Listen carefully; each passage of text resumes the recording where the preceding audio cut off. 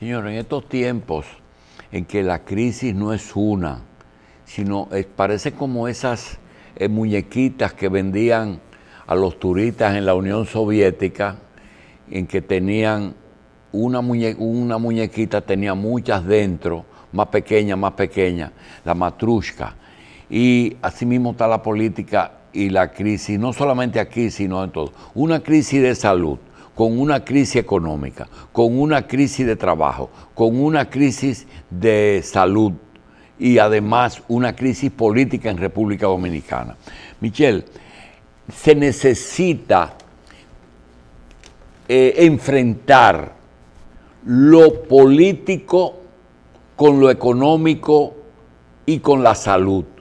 Nosotros decimos, hemos sido defensores del quédate en casa, de cierra todo, pero ¿qué diferencia hay entre morirse de hambre y morirse del coronavirus? Hay un empresario amigo que nos decía muy a menudo, es que en un negocio, en ciertos negocios se puede mantener la misma distancia que se mantiene en el banco y más que la que se mantiene en un supermercado. Y es así, y así fue y así funcionó.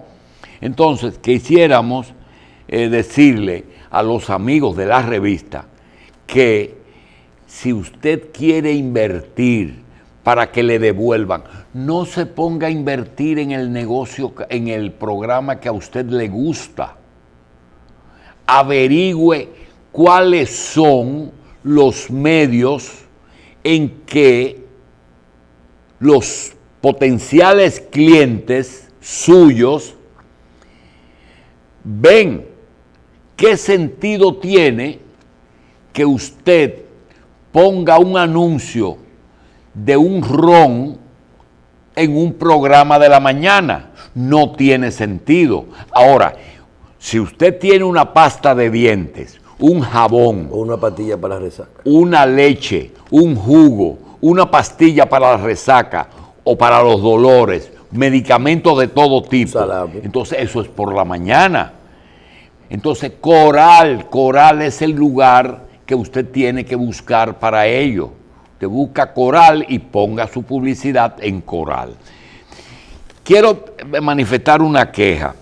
Yo he dicho mucho que después de la muerte de Trujillo, una serie de hábitos se convirtieron en ser parte de la sociedad. Cuando yo digo el reformismo o el PRDismo, el PLD no, el PLD no, a pesar de que hubo una época que todo el mundo hablaba como Juan Bosch, pero no. El PRD es no es un partido, es una forma de vida. Usted ve una persona, usted no puede encuestar a un PRDista aunque esté en el poder, porque el PRDista está acostumbrado a decirle al encuestador que todo está malo, aunque sea gobierno. Entonces, hay cosas que te lo enseña el tiempo. La revista 110 no es un programa de televisión, es una forma de vida. Nosotros tenemos ya 2 generaciones que han nacido a partir del 84. 2 generaciones. Nosotros nos encontramos gente que me dice, cuando tú comenzaste en enfrentando la crisis, nosotros te veíamos. ¿Tú sabes cuántos años tiene esa persona? Tiene ya casi 40 años, 36 años, que comenzó a vernos, lo que quiere decir que ya tenía 16, 17 años. Entonces yo quiero decir, y tengo una queja, miren, hay una materia que se da en los primeros cursos, creo que en primer grado, que se llama lectura, pero adicionalmente hay otra que se llama comprensión de la lectura, porque a veces hay personas que saben las letras que hay, pero no entienden lo que es. Comprensión de la lectura y comprensión de la escritura. Hay un chiste de una persona que recibe una carta de una persona que vive en el campo y esa persona estaba solamente alfabetizada y tenía una forma rara, muy elemental de escribir las cosas. y él no lo entendió y llamó a otro que también vino del campo. Hazme el favor, léeme esa carta, porque entienden la forma de comunicarse. Y lo digo ¿por qué? Porque yo creo que vamos a tener que hacer una materia en televisión que diga comprensión de los comentarios. Personas que se cierran. Y lo digo porque la revista tiene, el hecho de que a mí me digan que nos ven, no quiere decir que nos comparten. Yo particularmente creo que de 1000 personas que puedan ver la revista en un momento dado, 900 no está de acuerdo con nosotros y solamente 100 están de acuerdo. Porque una cosa es te veo, una cosa es te sigo y otra cosa es te comparto. No es lo mismo, ¿verdad? Es igual que los medios. Tú coges el periódico, tirada, 100,000. ¿Cuántos? Distribución, 90,000. Devolución, 20,000. ¿Dónde se lee? Lo lee un señor que está pidiendo limón en una esquina. Ese no consume. Ese no consume. Entonces, penetración y decisión. Muchos quieren que nada más tenga un lector. ¿Quién? El presidente. El presidente de la República lo oye, es el que toma decisiones. O el ministro de tal cosa. Y lo digo porque a veces nosotros decimos cosas aquí y se reproducen por ahí. Julito Jacín dijo tal cosa. Sí, pero ¿en qué contexto? ¿En qué contexto? ¿Verdad? Eso es lo que... Y tú puedes coger una cosa que yo digo aquí y coger un pedacito y decir, eso es. Eso lo vivimos nosotros cuando recordamos los que vendían tejidos. Llegaba un vendedor con una maleta y muchos pedacitos de tela y decía, mira, te vendo tantas yardas de esto, muestras, ¿verdad? Pero esa muestra, a veces, si la tela era lisa, era una muestra que te decía perfectamente el tipo de tela, porque tú veías si era seda, si era algodón, si era tafeta, si era lo que sea. Pero cuando es un estampado, tú no tienes la menor idea de cómo eso se ve cuando está abierto. Y lo que te daban era un pedacito de un 4x4.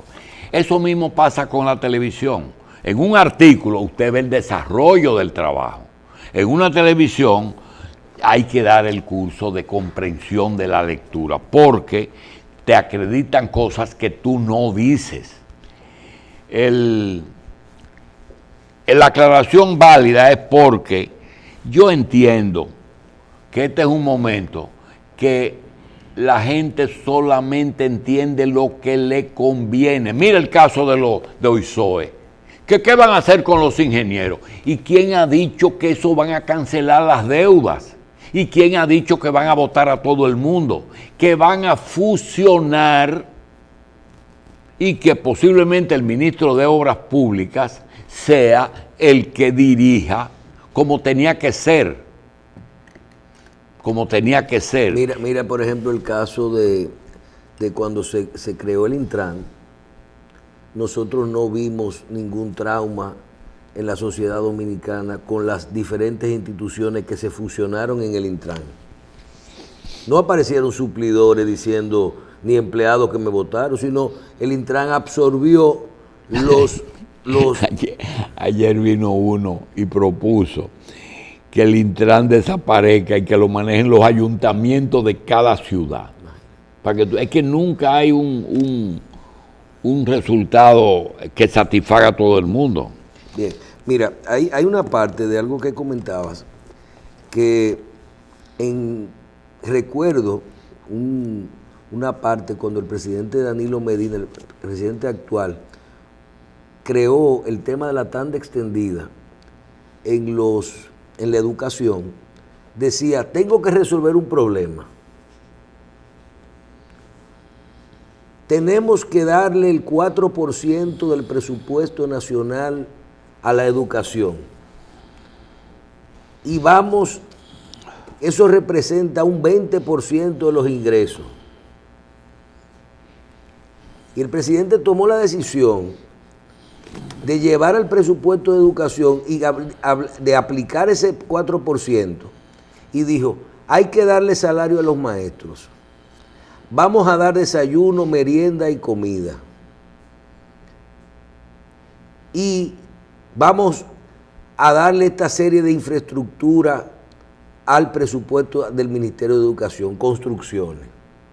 Eso generó, y recuerdo cuando hablábamos de lo bueno de la tanda extendida hacia el dominicano, generó una cadena de bienestar en la que un grupo de gente que tenía a su muchacho en un colegio que tenía que pagar o en una escuela más pública, se le mejoró su calidad de vida y su calidad de la educación. Y uno que lo tenía en un colegio privado barato, lo pasó ahí porque le estaban dando a la tanda extendida y la comida y la merienda y los libros y todo eso. Y hasta ahí la gente decía, bueno, una familia está recibiendo lo que no recibía. Y hago la referencia a esto, que ya es tarde, porque para explicar un poquito cómo funcionó eso. Cuando usted le crea las construcciones de las escuelas, usted contrata a través de ese presupuesto, pero usted contrata ingenieros, compra materiales de construcción, personas van a trabajar para construir esto. Cuando usted habla de tanda extendida, usted busca empresas que van a vender desayuno, comida y merienda. Pero esas empresas a su vez tienen que contratar panaderías, fábricas de jugo, fábricas de uniformes, y se crea lo que se llama la cadena. Entonces, recursos destinados al presupuesto de educación y que mejoran la calidad de vida no solo del estudiante y del profesor, sino que mejoran la calidad de vida de todo el engranaje que está alrededor de las construcciones, de las edificaciones, del desayuno, de la comida, de los transportes, de llevar esa comida, de cocinarla, del gas. Eso es grandísimo alrededor de eso. ¿Por qué el comentario? Porque eso es en las buenas, ¿verdad? Ahora estamos en tiempos de pandemia. Mencionaste lo difícil y lo que está ocurriendo ahora con el tema de la pandemia. ¿Cerramos o abrimos? ¿Qué está haciendo? ¿Qué hay que hacer?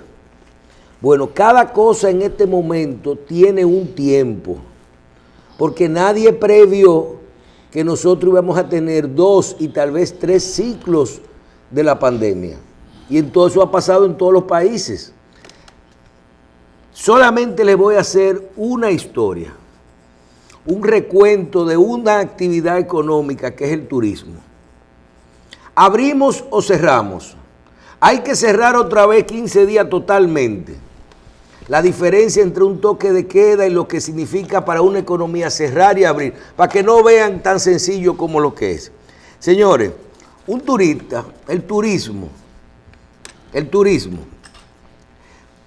no vamos a desglosar la parte económica, o sea, no vamos a hablar del pago, el ingreso, el banco, el interés del banco, el préstamo, todo eso, eso no lo vamos a hablar. La parte financiera del turismo. Vamos a hablar solo del negocio en sí. El tour operador, el avión, el transporte del hotel, del aeropuerto al hotel, el aeropuerto, el hotel, los empleados de ese hotel, los empleados que no son directos, las personas que le dan servicio al sistema. Dígame, doctor.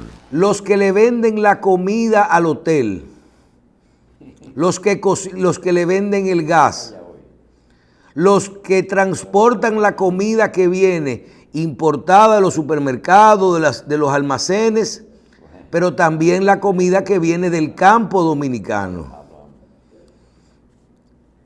Oigan bien, el agricultor, el que sube el camión, el plátano para el mangú que se da en el hotel, el que corta ese plátano en Moca o en Barahona, que lo sube y lo prepara en un camioncito para descargarlo en un mercado, para que de ahí se clasifique y se vaya en otro camioncito a un hotel. ya combinado con otros productos de la República Dominicana. Imagínense si solo es la historia de un plátano. Cuando ese plátano llega al mercado hay que desmontarlo, volverlo a montar cuando lo clasifican, cuando lo compran y cuando lo llevan al hotel. Los intermediarios, en fin, pero podemos hablar de los productos químicos, podemos hablar de la fumigación, podemos hablar del que le vende los jaboncitos. Entonces, cuando usted sacrifica una actividad económica, solo hablar del turismo, usted no está hablando de cerrar un hotel y dejar sin empleo un sanquipanqui una semana o 15 días. Usted está hablando de cosas que posiblemente usted mismo no tiene control. ¿Hasta dónde llega la cadena? Pero tenemos los restaurantes, las discotecas donde salen, los tours donde van esos turistas, las playas y balnearios, los parques donde asisten y en los vehículos que van, los safaris, la ciudad colonial, todo ese muñeco de un turista, y solamente le estoy haciendo la historia de cómo funciona la cadena del turismo. Cuando se está hablando de cerrar, no es sencillo ya en este momento volver atrás con todo lo que implica un cierre, que ¿qué es mejor? ¿Morir por la pandemia o morir de hambre? Yo creo que uno podría enfocarse en diferentes, y creo que ya la República Dominicana no es un país de esos países que se manejan en un escritorio. Cada sector tenemos que verlo de forma individual, y los controles que se tengan que poner en cada sector de la economía dominicana son totalmente diferentes en este momento. No se resiste medidas generales. Yo creo que los gobiernos tienen que cambiar un poquito a los encuestadores por los comerciantes detallistas. Miren, señores, yo tengo una experiencia que me duele decirla. Desde que nosotros estamos hablando, que siempre yo entendí, sí, y lo digo sin ningún problema, que la victoria de Gonzalo Castillo era un hecho, porque yo decía, pero si tiene el partido más grande, si tiene el gobierno, si tiene al presidente, no hay ninguna duda de que Gonzalo sea el presidente. Pues mire, igual que con el alcalde de Santo Domingo Oeste, Andújar y Francisco Peña. Francisco Peña no pierde, yo decía, y Gonzalo no pierde. Me llamó un comerciante de Herrera y me dijo, mira, yo te estoy oyendo y te voy a decir una cosa. Las dos cosas estás equivocado. Va a ganar Andújar y va a ganar Abinader. Digo, pero tú te lo dices. Te lo estoy diciendo. No tengo la prueba, pero eso es lo que va a pasar. Y ahora que están hablando de fusiones, el peor enemigo que tiene un presidente es su mejor aliado en campaña. ¿Cuál es el mejor aliado en campaña? El partido. ¿Cuál es el peor enemigo que tiene el presidente cuando gana? El partido. Usted sabe la cantidad de oficinas que había que fusionar. Es una valentía. Un gobierno que ha surgido de una alianza. Fusionar 50 departamentos. La cantidad de gente de ellos. Y no digo de los de abajo, porque los de abajo se fusionan y siguen siendo empleados del gobierno. Me refiero a los jefes. De Inespre, ese mismo comerciante me dijo, eso no sirve para nada, pero había que buscarle al general aliado un cargo. Había que buscárselo. Y realmente hay cosas que no se pueden. Decía Michelle ahora del intermediario. Señor, el intermediario no es el principal encarecedor del producto, pero tú no puedes prescindir del hombre que compra el plátano en Moca a 2 pesos. lo monta en un camión, lo desmonta en el mercado, se lo vende al triciclero, como dicen por ahí, y de buenas a primeras se te presenta un plátano a 20 pesos. Se lo roban, no, es que pasa por varias manos. Tiene 2 o 3 intermediarios. Entonces el intermediarismo y el partido político son un problema serio. Y ahora usted va a ver cuántas críticas le van a venir al gobierno porque tiene que hacer lo siguiente. ¿Quién era lo peor? Danilo y su gobierno. Eso era lo peor. Ahora cogen este pedacito y ponen, dice Julito que lo peor era Danilo. Bueno, dicen, ese era lo peor. Pero, ya yo he oído, ayer estuvo el señor Macarrulla visitando el 911 y dice, pero espérate, esto hay que mantenerlo, y no pudo decir mejorarlo, hay que mantenerlo. El presidente electo fue a una cosa que es el Pentágono de aquí, que eso elimina todo caliecismo y todo esos cuartos que se le dan al DNI eso no es para caliezar nada, esos son unos cuartos que se le dan efectivo al director del DNI para que el presidente diga, dale a fulano 10,000 pesos, dale a fulano 100,000 pesos y que no se sepa. Aquí hay periodistas que cobran por el DNI. Eso lo instauró Hipólito. Ve un de Guravito que te dé 100,000 pesos. No es para que calice, es que es la forma y eso lo va a eliminar. Cuando Luis vio eso, dice, pero espérate, eso se lleva, ¿tú sabes cuánto se chupa ese DNI? Y que no hay que rendir cuenta, porque tú no le puedes decir a nadie. Es como el Congreso americano, los gastos de guerra no los dice. Lo aprueban, el presupuesto es tanto, pero eso es confidencial. Entonces, hay una serie de cosas que nosotros tenemos en cuenta. Vuelvo y repito, pregúntenle al que detalla cómo está la cosa, que ese es el que sabe. Ese sabía más que nosotros. Gonzalo acaba porque tiene el gobierno. No tenía ni al gobierno. Búsqueme uno del gobierno que estaba en campaña. Búsqueme uno del partido que estaba en campaña. Y el presidente le dio 3 días al final. Hizo su campaña solo y perdió. Hoy día, la famosa bocina, ninguno está hablando, están hablando a ver cómo se enganchan. Entonces Juan Bolívar le dice, nosotros no vamos a pagar bocina. ¿Pero por qué dice Juan Bolívar? Porque él es el coordinador general de eso. Y cogió su premio en España, va para allá a descansar. Entonces, las cosas no son como uno quiere, las cosas son como son. Vamos a una pausa porque ya comenzaron a llegar nuestros invitados.